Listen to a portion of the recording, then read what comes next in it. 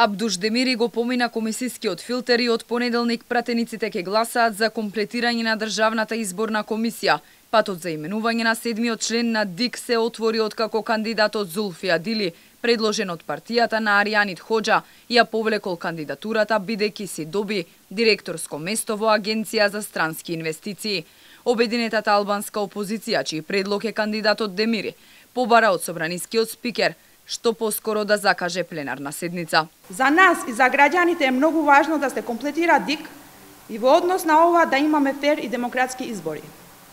Како коалиција бараме од сите пратенички групи да го поддржат нашиот кандидат за член на ДИК и бараме од председателот на собранието што поскоро да свика пленарна седница и да го постави изборот на член на ДИК како точка на дневен ред.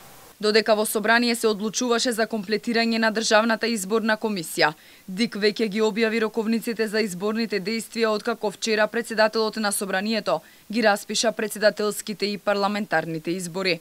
Кампањата за председателски избори започнува на 4 април, а завршува на 22. За парламентарните избори кампањата започнува на 18 април и трае до 6 мај. Учесниците на изборите, листите со кандидати за председател на државата треба до ДИК да ги достават најдоцна до 19 март, 35 дена пред денот на одржувањето на изборите.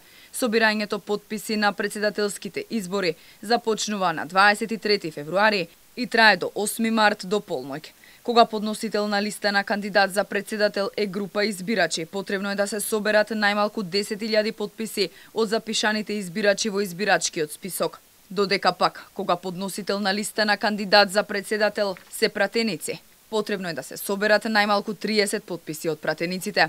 Резултатите од испитувањата на јавното мислење поврзани со учесниците во изборниот процес се објавуваат најдоцна 5 дена пред денот определен за одржувањето на изборите, најдоцна на 18 април до полноќ.